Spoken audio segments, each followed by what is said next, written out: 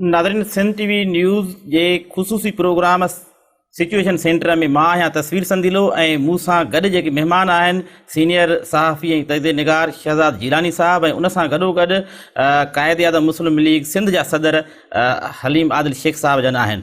अॼु असांजे प्रोग्राम जो जेको शुरू करण जो मक़सदु आहे इहो आहे त कुझु ॾींहंनि खां वठी जेका मुल्क जे अंदरि सियासी गर्मा गर्मी हुई, अॼु उहा शिदत अख़्तियार करे वई आहे। ताहिर अल क़ादरी ते केस दाख़िल करण खां पोइ पंजाब हुकूमत उनजी गिरफ़्तारी जो हुकुम ॾिनो आहे ऐं लाहौर जेको आहे हिन वक़्तु ॼण त जंग जे मैदान तरफ़ वधी रहियो आहे। पुलिस में ऐं क़ादरी जे कारकुननि जे विच में दंगल जारी आहे, झड़पूं जारी आहिनि ऐं गिरफ़्तारियुनि जो सिलसिलो शुरू कयो वियो आहे। ऐं राति देरि ताईं पंजाब जी हुकूमत ऐलान कयो आहे त जेके बि विॻोड़ी अनसर आहिनि या जेके पुलिस सां चकिरियूं कनि था उन्हनि जा फुटेजिस वग़ैरह आहिनि ऐं उन्हनि जे ख़िलाफ़ु सख़्तु कार्रवाई कई वेंदी।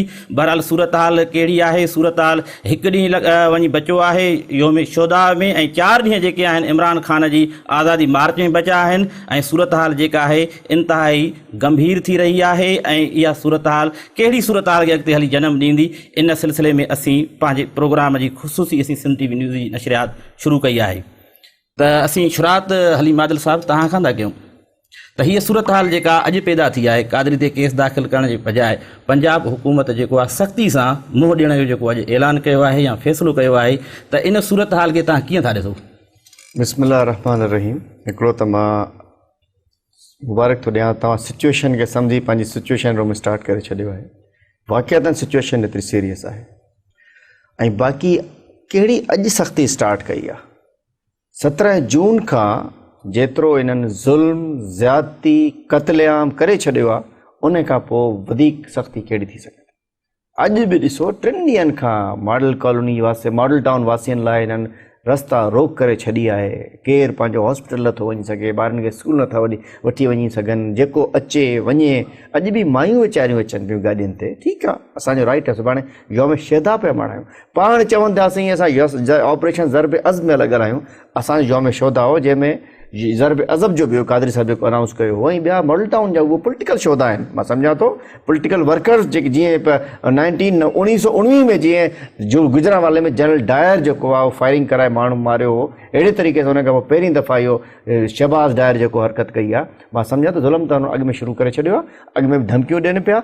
उन में उन्हनि जो जॾहिं साह बंदि थींदो, नमाज़ पढ़णु कोन ॾिनी आहे उनखे, अॼु लाज़ अचनि पिया, उन्हनि सां ज़्यादती पिया कनि। गाॾी में पुलिस वारा घणी आहे, लाज़मी ॻाल्हि आहे त हाणे पंहिंजी इज़तूं बचाइणियूं आहिनि। उन पुलिस वारनि में अलाए केतिरा गुलू भट बि हूंदा, उहे जॾहिं नौजवान पंहिंजी मायुनि खे बचाइण लाइ, बाबा इहे असांजे नंग आहिनि, न्याणियूं आहिनि, भेनरूं आहिनि, माइरूं आहिनि, धीअरूं आहिनि, तव्हां छो त बदतमीज़ी कयो?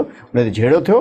पोइ त ख़बर आहे उहो त गुलू भट पुलिस आहे, बदमाश पुलिस आहे। उन्हनि पोइ फायरिंग त अञा कोन कई, कंदा तव्हां वरी कंदा, शैलिंग कई, डंडा हया। हाणे पंहिंजो बचाव बि न कजे था। ऐं सॼे पंजाब में नोगोर एरिया ठाहे छॾियो आहे, कंटेनर स्टेट थी वई आहे। पंजाब कंटेनर स्टेट थी वियो आहे। हलीम साहब, कानून मौजूदु आहे जेका कहिड़ो कानून? 17 जून वारो कहिड़ो कानून साईं? कानून कहिड़ो साईं? संदीला साहब कानून पुलिस सां प्लान कयो, 13 मुआ आहिनि त तव्हां 13 क़त्ल कयो। जेको कुरान पाक जो हवालो ॾिनो त क़त्ल जो बदिलो क़त्ल क़सास आहे न, क़सास आहे न, उहो नथो चए 14 कयो। तशद्दुद वधंदो न साईं, छा नाहे छा? ॿुधायो कुरान शरीफ़ में ग़लति आहे छा? इस्लामी कानून आहे, हक़ आहे, लाज़मी ॻाल्हि आहे, फांसी लॻंदी आहे। पोइ मालिक माफ़ कनि न कनि, 13 जे बदिले 13। मां बि चवां थो कोर्टूं रियासत कोर्टनि जे थ्रू इहो न इहो न चयो त असांखे डायरेक्ट मारियो। कोर्टनि जे थ्रू गिरफ़्तार कराइबा, कोर्ट में पेश कबो, फांसी कराइबी, फांसी ॾिबी हुनखे जॾहिं इनकलाब ईंदो त। हींअर ताईं न पियो मतिलबु क़ादरी साहिब इहो न चयो आहे त को असांखे गोली हणी करे छॾींदासीं। लाज़मी ॻाल्हि हुनखे गिरफ़्तार कराइबो। उन्हनि में 13 जे बदिला 13 कहिड़ा हूंदा जे गिरफ़्तार थींदा?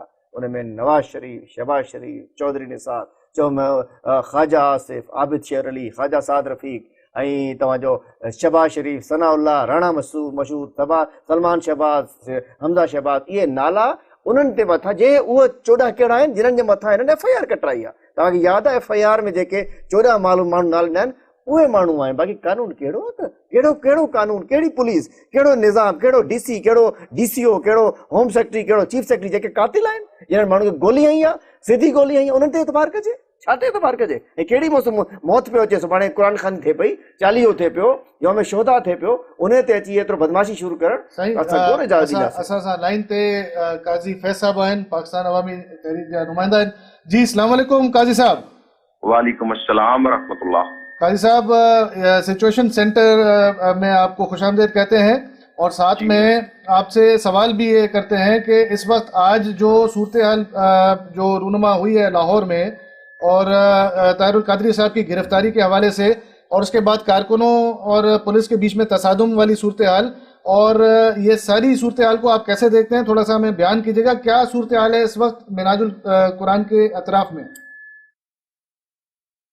آپ نے بات کی ڈاکٹر طاہر القادری صاحب کی گرفتاری کی، تو حکمران ایسا سوچ تو سکتے ہیں، ایسا خواب تو دیکھ سکتے ہیں، لیکن ایسا عملی طور پر کرنا ناممکن ہے۔ ڈاکٹر طاہر القادری صاحب کے لاکھوں چاہنے والے ہیں، ان کے کارکن ان کے ساتھ ایسی محبت رکھتے ہیں جو اپنے والدین کے ساتھ رکھتے ہیں، اس سے بھی بڑھ کر محبت کرتے ہیں۔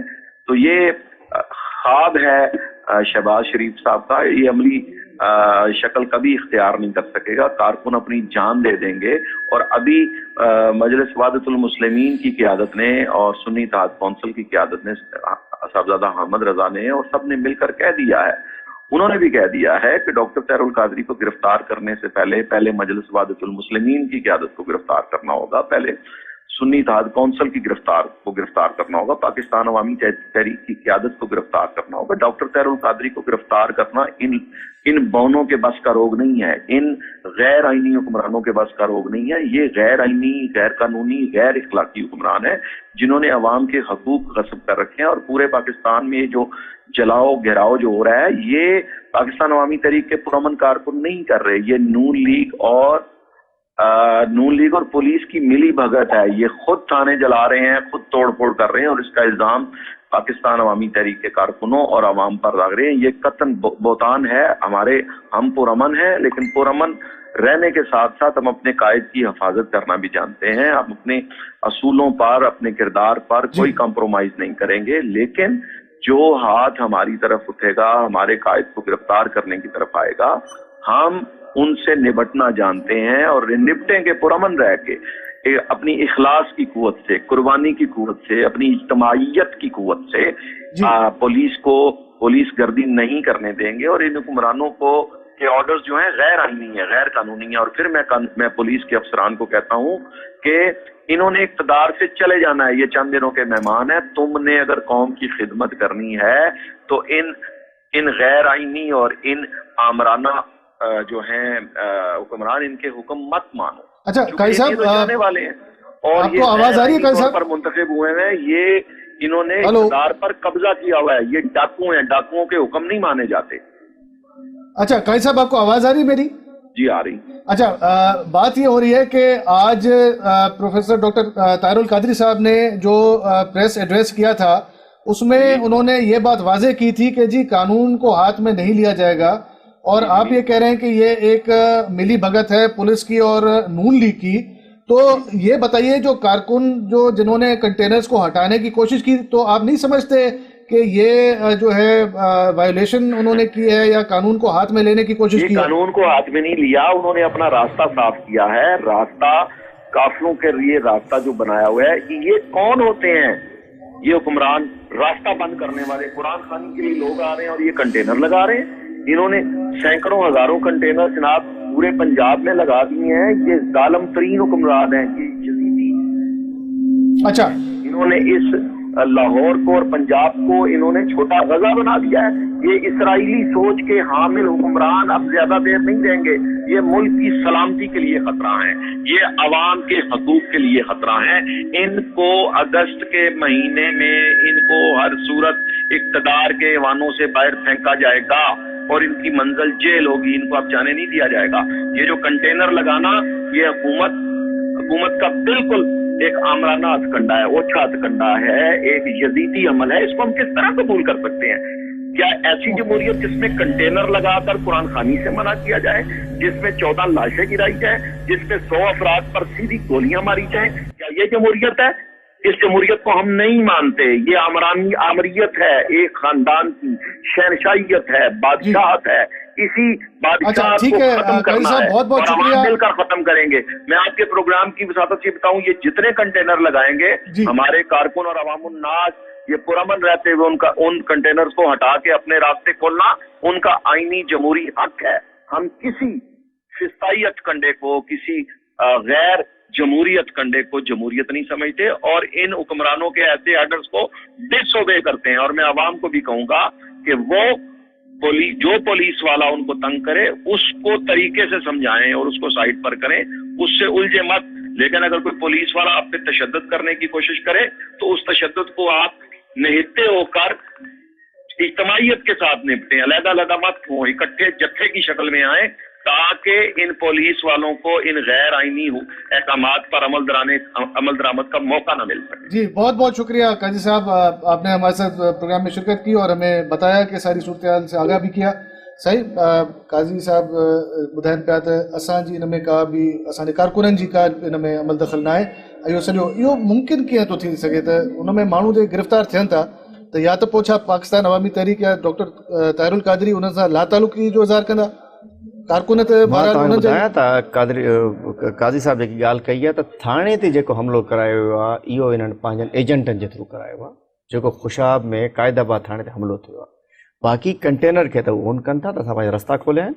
मां सम्झां थो जेकॾहिं गैर कानून या त को आइन में ॾेखारीनि त रस्तो बंदि करिणो आहे या त को कानून इन्हनि खे परमिशन मिलियल हुजे कोर्ट मां या किथां को इनको छो रस्ता बंदि, बुनियादी हक़ आहिनि रस्ता खोलण पंहिंजा। उन्हनि पंहिंजो इज़त बचाई आहे, उन्हनि पंहिंजो रस्तो खोलियो आहे। ऐं ॿिया इहे 900 कंटेनर इस्लामाबाद पहुता आहिनि, पूरे पंजाब में कंटेनर लॻाए बंदि कनि पिया। तव्हां ॾिसजो इन्हनि कंटेनरनि में इन्हनि जे इक़्तिदार खे बंदि करे असां शिप जे थ्रू समुंड में उछलाए छॾींदासीं। इहो कंटेनर इन्हनि जे इक़्तिदार जो पर ही ॿिन्ही पासनि जेको ताक़त जो मुज़ाहिरो थींदो, मिसाल हेॾां कादरी साहब जा कारकुन, हेॾां पुलिस, हेॾां हुकूमत, हेॾां रियासत, त इन नतीजे में मुल्क जेको आहे उहो केतिरो सफ़र कंदो इहो तव्हांखे मुल्क जी अंदाज़ो आहे? ज़िम्मेवारी कंहिंजी आहे?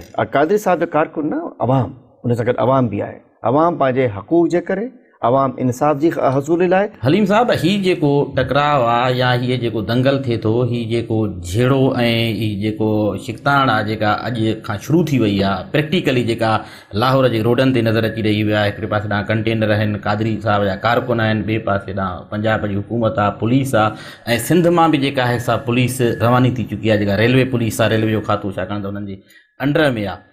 त इहा सूरत हाल कादरी साहब 1.5 साल अॻु में बि जेको इस्लामाबाद में धरणो हंयो हो उनजो बि को नतीजो कोन निकितो, तंहिंजे करे हुनजी साख ख़ुदि जेका आहे उहा सवालिया आहे। ऐं इहो बि महसूसु कयो त कादरी जे ड्रामे जो ड्राप सीन जेको सॼी मीडिया कयो, त हिन वक़्त बि कादरी साहब जी साख जेका आहे सवालिया आहे त उहो आया 10 बरा थी वेंदो। पर इमरान खान जो जेको आज़ादी मार्च आहे शायदि उनखे ॾढ ॾियण जे लाइ या टेस्ट केस तौरु कादरी खे अॻु में तारीख़ जो ऐलान कराइण जे लाइ इहो कयो वियो आहे त ही टेस्ट करे ऐं पोइ जेको आहे सो 14 मार्च वारो इहो कराइजे। तव्हां हिनखे छा था सम्झो? मुंहिंजो ख़्यालु हिन में तव्हां मूंखे 2-3 मिंट ॾिजो त मां सॼी सिनेरियो तव्हांखे ॿुधाए सघां। आहे छा न, ड्रामो बि हले न, सभु चवनि पिया छा थियो, तव्हां असां क्लोज़ चश्मे सां ॾिसूं पिया। मां 2 मिंटनि में तव्हांखे थोरो ॿुधाए छॾियां, बैकग्राउंड ॿुधायां। सिचुएशन इहा, जॾहिं लंडन वियासीं असां, जेके असां ॻाल्हियूं थियूं, फॉर्मेट तय थियो असांजो, उन में इहो हुयो त जेके अवाम जा मसइला इन 1.5 साल में 1.25 साल में हल न थिया आहिनि, जेके इन्हनि ज़ालिम हुकूमराननि जेके वाइदा कया हुया। नवाज़ शरीफ़ साहब 14 दुनिया जा विज़िट करे छॾिया, सर्कुलर डेट वधी आहे, महांगाई ते कंट्रोल कोन थियो, वधी वई महांगाई, लोड शेडिंग ख़तमु कोन थी, कर्ज़ा ख़तमु कोन थिया, माना हर शइ हर तरह मुल्क में तबाही हुई। उन करे आयासीं, असां चयो त हिकिड़ी जदोजहद कंदासीं अवाम जे मसाइल जे हल लाइ। जदोजहद कबो, को उन में को असां उन ऐलान कोन कयो हो। असां कादरी साहब हिते आयो, अचण खां अॻु में इन्हनि उन ते क़त्लेआम करे छॾियो। उहो जॾहिं लथो त उनजो जहाज़ से फिराए छॾियो, मां बि बदकिस्मती सां उन जहाज़ में हुउसि। ॿियो ॻाल्हि इहा जेको लास्ट ज़रदारी साहब वारे दौर जो धरणो आहे, मां सम्झो धरणो सभिनी जो हक़ आहे। 93 में बि धरणे जे नतीजे में नवाज़ शरीफ़ जी हुकूमत वई, पोइ बीबी जी हुकूमत आई।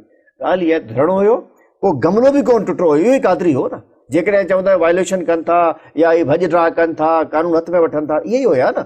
उन्हनि ॻाल्हि कई, गवर्नमेंट वई, उन्हनि लिखत में ॾिनो, ठीकु आहे असां रिफॉर्म्स कयूं था, पोइ रिफॉर्म्स ते कोन बीठा। असां ज़ामिन हुयासीं, चौधरी साहब वारा ज़ामिन हुया, उन रिफॉर्म्स ते कोन बीठा। हाणे जॾहिं आया आहिनि, इन्हनि पाण हुकूमत जी गोलियूं हणी छॾियूं आहिनि। हाणे बि उन्हनि चयो त मां त यौम शोधा पियो अनाउंस कयां, यौम शोधा ते असां दुआ करणी हुई असांखे।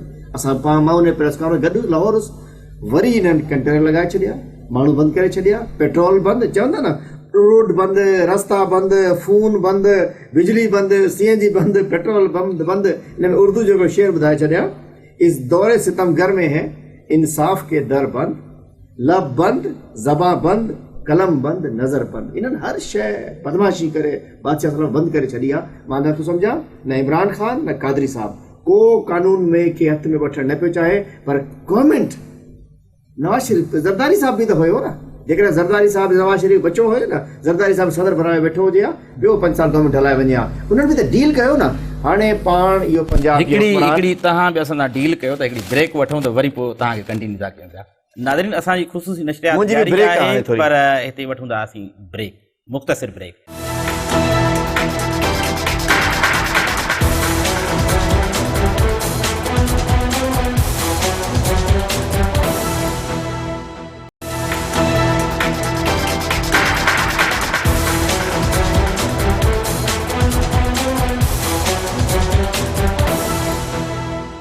प्रोग्राम में हिकु भेरो ॿीहर भली ॻाल्हि। हलीम साहब ॻाल्हि पई हली ब्रेक ते वञण खां अॻु में कादरी साहब वारो गुज़िरियल धरणो जेको हुयो ऐं उन खां पोइ जेका हाणे मौजूदु सूरत हाल आहे, तव्हां चयो त हिकिड़ी कमिटमेंट थी हुई जो ॾींहुं साहब जन हुन में ज़ामिन हुया, जेके ॻाल्हियूं थियूं पीपी सरकार ऐं कादरी जे विच में, उन्हनि ते अमल न थियो, जंहिंजे नतीजे में वरी तव्हां हीअ ॿी तयारी कई आहे हिन वक़्तु। सॼे मुल्क में इहा तबाही छो पई अचे, सभु जहिड़ो छाजो आहे कि इलेक्शन ठीकु न आहे, इहे हा कयो हा न, ईअं ई आहे न। सभु चवनि कादरी साहब इमरान ख़ान पीपी पंजाब में दांदिलियूं थी हलनि, अॻु में जेको कादरी साहब वारो धरणो उहो त इलेक्टोरल रिफॉर्म, भली 2-3-4 महीना इलेक्शन वधायो, पर इहो इलेक्टोरल रिफॉर्म्स कयो। जेकॾहिं ओॾीमहिल ॻाल्हियूं मञनि हा, इलेक्टोरल रिफॉर्म्स थियनि हा, न कोई 11 मई ते धांधली थिया, न को 1.25 साल खां पोइ ज़लालत मुल्क में थिया, त माना 1.25 साल थियो ऐं 1.25 साल ॾिसो न, जॾहिं रिग्ड इलेक्शन थिया, नवाज शरीफ़ खे 2/3 मेजॉरिटी मिली वई। 2/3 मेजॉरिटी मिलणी, सम्झो त हू सम्झंदो त मां हाणे बादशाह थी सलामत थी चुको आहे, मां हाणे उन पोइ छा कयो त बादशाह सलामत, जब 2/3 मेजॉरिटी शेरनू पै गया, शेरनू वोट पै गया, मैं शेर उहो थी वियो शींहं, ॿिया थी विया सभु गिदड़ बगड़, माना जानवर। उन पोइ शींहं जी नज़र सां ॾिसणु शुरू कयो त मुल्क में तबाही शुरू छा थी, महांगाई ख़तम न वधी, लोड शेडिंग न कई, का शइ कोन थियो, तंहिं करे पोइ असांखे एज़ अ पोज़ीशन असांखे निकिरी अचिणो पियो। बाक़ी कादरी साहब उन वक़्त में तव्हांखे ॿुधायां, कादरी साहब आयो हो, कादरी साहब वेठो, हिकिड़ो गमलो कोन टुटो हो, उन पंहिंजी डिमांड्स रखियूं हुयूं, गवर्नमेंट लिखी करे डिमांड, प्राइम मिनिस्टर जेकॾहिं साइन थो करे, अल्टीमेटली इंसान हुयो। हाणे बदमाशी जो स्टार्ट हुकूमत कयो आहे, उहो त आयो पे पंहिंजो हिकिड़ी जे तहरीक हलाइण लाइ। नवा अल्ताफ़ भाई बि त, अल्ताफ़ हुसैन जो बि त नेशनलिटी उते जी आहे, MKM वेठी आहे न, सिंध हुकूमत में वेठी आहे, मरकज़ पंहिंजा MNAs बि आहिनि, उन में बि नेशनलिटी ॿाहिरि ई आहे, कैनेडियन नेशनलिटी आहे, पर जाओ त हिते जो आहे, बाई बर्थ हिते जो आहे। हाणे उनखे तव्हां अचण सां पहिरियों माण्हू मारे छॾिया, जहाज़ मोटाए छॾियो, हाणे तव्हां टैंकर लॻाए छॾिया, कंटेनर लॻाए छॾिया, पेट्रोल बंदि करे छॾियो, रस्ता बंदि करे छॾिया, छा करे? तव्हां सवेरे ॻाल्हि कई त हिकिड़ी शइ जी नज़र सां इनखे ॿी नज़र सां था ॾिसूं था। तव्हां हवालो ॾिनो त ताहिरुल कादरी साहब इस्लामाबाद वारो धरणो ॾिनो, पीपल्स पार्टी तमामु सुहिणे नमूने हुन में कयो, गमलो बि न टुटो, इहे सभु ॻाल्हियूं आहिनि। उन वक़्तु कादरी साहब पारां हिकिड़ो चार्टर ऑफ डिमांड्स पेश कई वई, उन वक़्तु इनकलाब जो नारो न हो न, मां त इहे चवां थो, हींअर इनकलाब जो नारो आहे।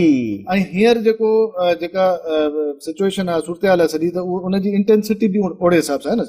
हाणे सिर्फ़ु इहा ॻाल्हि हींअर अचे थी पई त जेको इहो सॼी जेका चक्रियूं हलनि पियूं लाहौर में, या उन्हनि जी वापसी जॾहिं थी, उन वक़्तु जेके इहे हाणे सूरत-हाल तव्हां छा था सम्झो त जेका तब्दीली अचणी आहे, हिकिड़ो कानून ऐं आइन हिकिड़ो मुल्क में आहे। जीअं अगरि तव्हां इनकलाब जी ॻाल्हि था कयो त जेको ईरान जे अंदरि इनकलाब आयो, उन पूरो निज़ाम हिकिड़ो तब्दील, फ्रेंच रेवोल्यूशन पूरो निज़ाम तब्दील थियो। हाणे तव्हां चओ था त इस्लाहात आणियो, इलेक्शन कमीशन, इहो इनकलाब त नथो। न हाणे असां केरु थो चवे, उहा पुराणी ॻाल्हि थी वई न। हाणे साईं इनकलाब ईंदो, पर खूनी इनकलाब न ईंदो, न को मार्शल लॉ ईंदो, न को फौज ईंदी। हाणे इनशाला नवाज शरीफ़ साहब पंहिंजी सॼी हुकूमत सां इस्तीफ़ो ॾींदा ऐं इन अगस्त में ॾींदा। उन खां पोइ ॿियो हिकिड़ो सिस्टम ईंदो, उहो इनशाला इलेक्टोरल रिफॉर्म्स कंदो, माशी रिफॉर्म्स कंदो, इक़्तिसादी रिफॉर्म्स कंदो, इकोनॉमिक रिफॉर्म्स कंदो। सिस्टम ईंदो साईं, केयर टेकर ईंदो, सभिनी हूंदा, नवाज शरीफ़ केयर टेकर वटि इहो मैंडेट हूंदो त उहो इनशाला उनखे असां बिल्कुलु या असां रेफरेंडम करायूं या असां कोर्ट जे थ्रू वठूं। उन जेको केयर टेकर सिस्टम हूंदो, उहो इनशाला अॻु में रिफॉर्म्स कंदा। उहो रिफॉर्म्स करण खां पोइ उन में साफ़ सुथरा तव्हां जहिड़ा माण्हू ईंदा, इहे गुल्लू भट्ट टाइप माण्हू न हूंदा उन में, इनशाला उहे रिफॉर्म्स आणींदा। उहो रिफॉर्म जॾहिं आणींदा, उहो सभिनी पूरी क़ौम जी मर्ज़ी सां रिफॉर्म्स हूंदा, आवाम जी मर्ज़ी सां उहे रिफॉर्म्स हूंदा, उहो इलेक्टोरल रिफॉर्म्स हूंदा। पोइ जॾहिं इलेक्शन थींदो, पोइ हिकिड़ो आम माण्हू बि खटी सघंदो, उहो शहज़ाद जिलानी बि खटी सघंदो, हलीम माण्हू बि, हलीम आदिल बि अची सघंदो, तस्वीर सिंधीलो साहिब बि अची सघंदो, सिंध जो, पाकिस्तान जो, KPK जो, अच्छा, ही बलोचिस्तान नओं जो। फार्मूलो ऐं नई तजवीज़ जेका हिन वक़्तु ताज़ी आई आहे त नवाज़ लीग ऐं पीपल्स पार्टी जे विच में इन ते ग़ौर आहे त सदारती उहिदो जेको आहे उहो पीपल्स पार्टी खे ॾिजे, अॻूणे सदर आसिफ अली ज़रदारी खे सदर कजे, वज़ीर आज़म नवाज़ लीग जो हुजे, ऐं माइनस इमरान फार्मूलो, त इमरान खे का बि उन में जाइ न ॾींदी। इन खे तव्हां कीअं सम्झो जेकर ईअं थी वञे त? इहे हाणे बि गॾु आहिनि, नई ॻाल्हि कहिड़ी आहे? सदारती उहिदो ॾिसो न, तव्हां था चओ बादशाह उहो त त मां हिकु अॻु में बि ख़ानदान चवां जी पियो, या हिकु मां पार्टी जी ॿुधायां, हुकूमत मां आहे त चवां पियो पाकिस्तान जेकॾहिं अॻु में ज़रदारी साहिब और प्रेसिडेंट हुजे हा त कुझु बि कोन थिया, पर हाणे चवंदा दरिया के नीचे से, पुलों के नीचे से पानी बहुत गुज़र चुका है। पर ॿ पार्टियूं त आहिनि पाकिस्तान न जूं सही, वॾियूं पार्टियूं त नवाज़ हाणे लीग ऐं बि गॾु पीपल्स आहिनि, पार्टी आहे, साईं। जॾहिं हू गॾिजी वञनि था साईं practically ॾिसो न, साईं हिन मुंहिंजा वक़्तु गॾियल उणिवीहों पाकिस्तान जी वीहों ॼण त ॻाल्हि त बयाननि ॿुधो, में हीअ बि फ़र्क़ु गॾु आहिनि न, हीअ बि गॾु आहिनि, कहिड़ा लॻा? मां सम्झो 1.5 साल में ख़ुर्शीद शाह साहिब त स्पोक्समैन थियो वेठो आहे, किथे अपोजिशन आहे?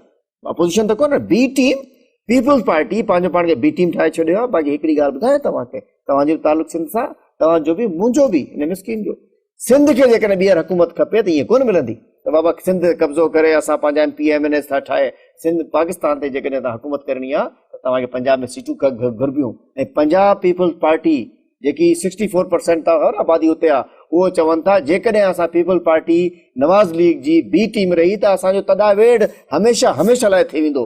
पोइ छा पीपल पार्टी खे रुॻो सिंध में हुकूमत करणी आहे? छा भुट्टे साहिब जो विजन इहो हुयो? छा मोहतरमा बेनज़ीर भुट्टो जो विजन इहो हुयो? छा लाहौर में हुननि खे रिसीव कोन कंदा? छा तहरीकुनि जो इफ़्तिताह लाहौर में कोन थियो? छा पंजाब जा माण्हू पसंदि कोन कंदा? काथे वियो शहीद ज़ुल्फ़िकार अली भुट्टो जो विजन? काथे वियो शहीद राणी जो विजन, जंहिंमें सॼे पाकिस्तान में माना पूरी इंटरनेशनल वर्ल्ड में बीबी साहिबा हुकुमरान हुई? अॼु रुॻो इन में त बाबा असांजो चाचो ॾाढो असांजो कैम अली शाह साहिबु वेठो आहे, मिड़ी मिनिस्ट्रियूं लॻल हुजनि, माल ईंदो हुजे, असांजो कमु हले, ऑफिसर असां वेठा हुजनि, भली TMA जा पैसा खाऊं, स्कूलनि जा पैसा खाऊं, माना भली माण्हू अगवा थी वञनि, भली टारगेट किलिंग थी वञे, वरी दारुलमान मां ज़्यादती थी वञे, मायूं विकामणी वञनि। इहे न आहे। पीपल पार्टी खे जेकॾहिं क़ौमी पार्टी रहणी आहे त पीपल पार्टी खे आवाम जी ॻाल्हि करणी पवंदी, आवाम जे मसाइल जी ॻाल्हि करणी पवंदी, अपोज़िशन जी ॻाल्हि करणी पवंदी।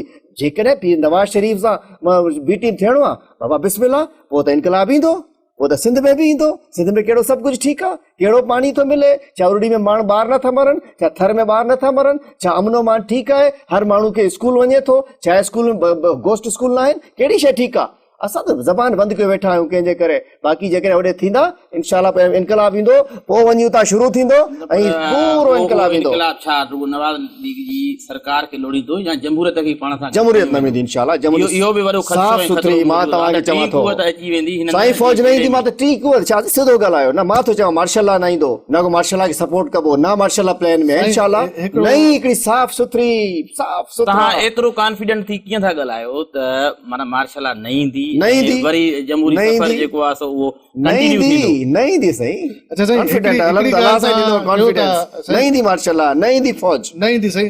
हिकिड़ी ॻाल्हि तव्हां कई जिंदाबाद साईं, सैयद बादशाह चई छॾनि किथे न, तव्हांजी ॻाल्हि थो कयां, मुंहिंजी ज़ाती न आहे, तव्हांजी ॻाल्हि। हिकिड़ी ॻाल्हि तव्हां कई त साईं असां वटि निज़ाम जेको आहे उहो धर्म भरम लॻो पियो आहे, करप्शन बि आहे, सभु कुझु आहे। भला हिकिड़ी ॻाल्हि तव्हां तस्लीम त कंदव न त काफ़ लीग बि हुकूमत में रही आहे, मुनिस इलाही जो केस बि साम्हूं आहे, बैंकुनि मां कर्ज़ा बि माफ़ कराया चौधरी साहिबान, ॿुधायो सभु कुझु ॿुधायो थो। उन खां पोइ ताहिरुल क़ादरी साहिब जे मथां बि हिकिड़ी ॻाल्हि इहा आयल आहे त साईं उन मनी लॉन्ड्रिंग जी ॻाल्हि बि आहे, टैक्स पेयर्स न आहिनि, उहे फ़हिरिस्तूं बि आहियूं आहिनि, त उन जो जवाबु तव्हां वटि छा आहे? घणा जवाब आहिनि, हिकिड़ो थोरी आहे। मुनिस इलाही पहिरियों सियासतदान आहे, जॾहिं हुन ते इल्ज़ाम लॻो त मुल्क खां ॿाहिरि, असां वटि इल्ज़ाम लॻंदो आहे माण्हू मुल्क खां ॿाहिरि भॼी वेंदा आहिनि। ऐसा असांजे मेड़ जा वेठा आहिनि दोस्त जेको अलाए छा ते भॼी वेंदा आहिनि, घणा आहिनि।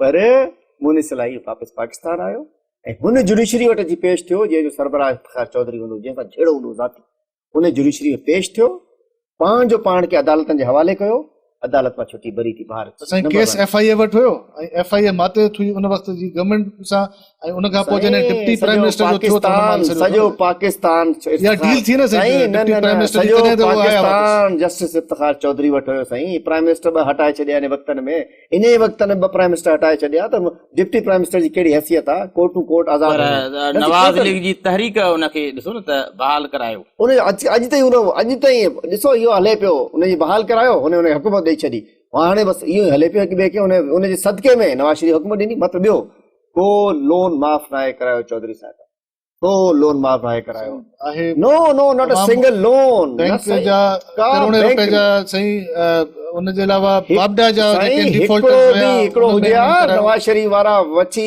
दोल वॼाए न उहो न मिरासी जेको आबिद शेर अली जेको अलाए सिंध खे बि दुश्मन चवंदो पंहिंजो मिरासी दोल वॼाए वेठे आयो ऐं मिरासी उहो वञी दोल वॼाया चौधरी ने कर देता हे कर देता हे कर देता आबिद शेर जो माण्हू आहे उहो माना उहो अहिड़ो दोल वॼाया जेकॾहिं ॻाल्हि हुजे हा कुझु कोन कयो आहे मुनिस जो तव्हांखे ॿुधाए छॾियो बाक़ी कादरी ते इल्ज़ाम आहिनि अलाए 1 अरब 70 करोड़ जा हुननि टैक्स मोकिले छॾिया आहिनि सरकार ते बादशाह हूंदी आहे न ज़रदारी साहब ते बीबी साहब ते केतिरा केसेस नवाज़ शरीफ ठाहिया साहब हीअ त हिकिड़ी इक़्तिदार जी जंग आहे हिकिड़ो हाकिम वञे थो ॿियो अचे थो अवाम उहो ई अज़ाब में आहे तव्हां पाण ॾिसो पिया का बि अवाम जी तक़दीर तब्दील न थी आहे हीअ चवनि था सॼो ड्रामो आहे इक़्तिदार जो जेके इक़्तिदार खां ॿाहिरि आहिनि उहे इक़्तिदार ते कंहिं न कंहिं नमूने अचणु चाहिनि था अवाम जो इक़्तिदार हूंदो जेको उहो वज़ीर आज़म हूंदो जेको हर दफ़े इहो नारो ईंदो आहे त अवाम जो इक़्तिदार ईंदो 14 दौरा न कंदो सवा 14 महीननि जे अंदरि जंहिंमें 8 करोड़ रुपया उन जे दौरनि ते ख़र्च थींदा उहो वक़्तु ईंदो जॾहिं बिजली बि मिलंदी ॻाल्हि इहा आहे हिन वक़्तु मां तफ़सील छा ॿुधायां तफ़सील तव्हां कंटिन्यू कजो असां थोरी ॼाण वठूं था असांजा जेके लाहौर जा रिपोर्टर आहिनि इहो बि पुछिजो लाहौर वञा थो चौधरी वटि पहुची सघंदे विच में खणाए छॾींदो ऐलान पिया कयो हाणे ॿाहिरि त निकिरी ॾेखारे मफ़ाहिमत पई हले मथे जी अस्सलाम वालेकुम आप ये बताइएगा कि आप वहाँ पे आज सारा दिन आपने रिपोर्ट किया है लाहौर से जितनी भी डेवलपमेंट्स हुई हैं जो भी सूरत हुई है तब्दील होती हुई उसको आपने देखा है तो आप क्या बता रहे हैं इस वक्त मौजूदा जो सूरत हाल है इस वक्त जब हम बात कर रहे हैं तो लाहौर की फिजा कैसी है वहाँ का माहौल कैसा है पाकिस्तान अवामी तहरीक के जो कारकुनान हैं उनकी गिरफ्तारियों के हवाले से पुलिस क्या कर रही है पंजाब हुकूमत क्या कर रही है थोड़ा हमें हमारे नाज़रीन को थोड़ा बताएंगे जी लाहौर की जो फिजा है वो तो बिल्कुल सोमवार है क्योंकि 2-3 गुज़श्ता रोज से यहाँ पर पंजाब से लगाना शुरू कर दिए थे पंजाब हुकूमत की जानब से उस वक्त लोगों में यहाँ पे काफी तशवीश पा रही थी और वो काफी खौफ राहत था लेकिन आज जो तकादुम हो रहा है उसके बाद शेलिंग और गिरफ्तारियां और कुछ अफराद जख्मी भी हो रहे हैं तो लोग काफी खौफ राहत है इसके बाद अभी जो यहाँ की जो सूरत हाल है इस वक्त तारुल कादरी के साथ चौधरी बरादरान मजलिस शहबाज मुस्लिमीन के जो सरबराह राजा नासिर अब्बास और सुन्नी ताक़त कौंसिल के जो साहबजादा अहमद रजा है उनकी मुशावरती इजलास चल रहा है और तारुल कादरी को जो पंजाब हुकूमत की जानब से गिरफ्तार करने के जो इक़दाम जारी किए हैं इस हवाले से मुमकिन गिरफ्तारी से बचने के लिए मुशावरत जारी है कि आइंदा क्या लाए अमल अपनाया जाए जबकि दूसरी जानब इस वक्त जो पुलिस के आला हुकाम है और इनके साथ साथ पंजाब हुकूमत है वो भी इस वक्त जोड़ के बैठी है कि इस तारुल कादरी को किस हिकमत अमली से उनको गिरफ्तार किया जाए क्योंकि साल माना कार हुआ था जिसमें 15 के करीब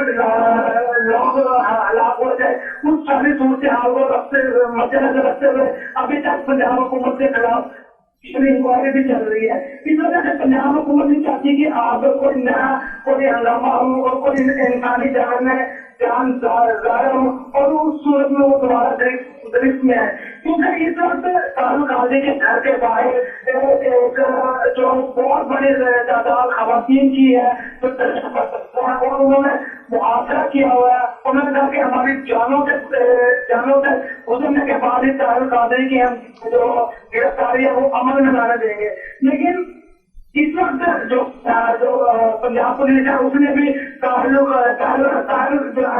कादरी का जो घर है उसका मुकम्मल तौर पर मुआवजा किया हुआ है और उनको घर में नजरबंद किया हुआ है उनकी सरगर्मियां महसूस की हुई है और किसी वक्त भी उनको ऊपर से आर्डर आ सकता है कि उनको पूरी तौर पर गिरफ्तार किया जाए और जो अवामी तहरीक के जो कारकुनान है वो भी मुसल्लह है इस वक्त उनके पास झंडे बाजार है क्योंकि अक्सर जो कोई कबल जो कशीद की हुई थी जी ताहिर मैं आपको रोकूंगा इस जगह पे आपने अभी एक बात कही है कि पाकिस्तान अवामी तहरीक के जो कारकुनान है वो मुसल्लह हैं तो किस हवाले से मतलब डंडे के हवाले से है या असले के हवाले से है थोड़ा ये भी तफसील दीजिएगा क्या उनके पास कोई और भी इक्विपमेंट्स है जैसे आज हमने देखा कि वहां पर जो शेलिंग हुई और आंसू गैस फेंके गए तो हमने कुछ विजुअल्स देखे हैं जिसमें उनके पास ऑक्सीजन मास्क भी थे इसके अलावा भी कुछ उनके पास चीजें हैं वॉकी टॉकीज के हवाले से कम्युनिकेशन के हवाले से थोड़ा ये भी बताइएगा हमें जी बिल्कुल ऐसे ही है क्योंकि मुकम्मल तौर पर यह भी लेना है कि अपने धंधे हैं उनमें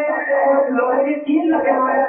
इसके साथ साथ जो अवामी तरीके डाकुआन है उन्होंने आज पुलिस के साथ जब तस्वीर उसमें उन्होंने शीशे की गोलियों का भी इस्तेमाल किया और इसके खिलाफ उनको एक मुकम्मल तौर पर बहुत बहुत शुक्रिया ताहिर इमरान, आपने हमें आगाह किया हमारे नाजरीन को सूरत हाल से। और हमारे पास वक्त थोड़ा कम है तो अभी सही तव्हां सां ॻाल्हाईंदासीं। असां जेको टाइम असांजो आहे तव्हां ॻाल्हि पे कई त सवेरे तव्हांखे असां हींअर सोशल मीडिया एक्टिव थी वियो आहे। हैदराबाद जो हिकिड़ो आमिर अली जी अब्बासी एडवोकेट साहब आहे, उन इहा तस्वीर शेयर कई आहे त ही खून लीग माना मियां नवाज शरीफ साहब जो तस्वीर आहे, चए थो त खूनी लीग आहे। ॻाल्हि इहा ही माना हिते ताईं हैदराबाद ताईं आवाज़ पहुची वई आहे। खून त थियो न 17-14 खून त कया आहिनि न साईं। ॻाल्हि अल्लाह रहम करे, खून त करे चुका अलाह आहिनि से न। बचाए अलाह से रहम करे, सही ॻाल्हि इहा बचाए करे। आहे अलाह से रहम पर करे। हाणे तव्हां असांजी रिपोर्ट जी ॻाल्हि ॿुधी त हो चवंदा त पाकिस्तान अवामी तहरीक जा जेके कारकुन आहिनि उहे मुसल आहिनि ऐं उन्हनि जे ॾंडनि में बि किलूं लॻल आहिनि। मां त अॻु में चवां डंडा आहिनि पर किलूं लॻल आहिनि, माना ज़ख़्मी करण जो ऐं कंहिंखे केरु गोली हणंदो त मंसूबो आहे। थोरो किल बिल त लॻे न, भले थोरो घणो थुक बुझो त हुजे न। ॻाल्हि इहा जॾहिं ॻाल्हि हक़ाइक़ आहिनि, असलो न आहे। मां तव्हांखे ॿुधायां, मां बि थी आयो आहियां, असलो न आहे हुन में।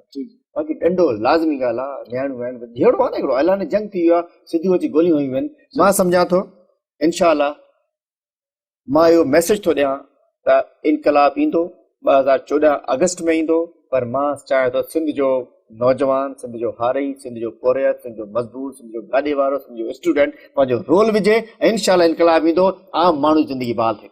ठीकु साईं। नाज़रीन, असां जूं ॻाल्हियूं तव्हां ॿुधियूं। असां सां गॾु हुया अलीम आदिल शेख साहब, पाकिस्तान मुस्लिम लीग काफ जा सदर। असां सॼी सूरत हाल सां तव्हांखे आगाह कंदा रहंदासीं, पल पल जी सूरत हाल असां तव्हांखे लाइव अपडेट्स बि ॾींदा रहंदासीं। ईंदड़ असांजी अपडेट ताईं जेको आहे तस्वीर संजीलो ऐं शहज़ाद शाह जिलानी खे इजाज़त ॾींदा।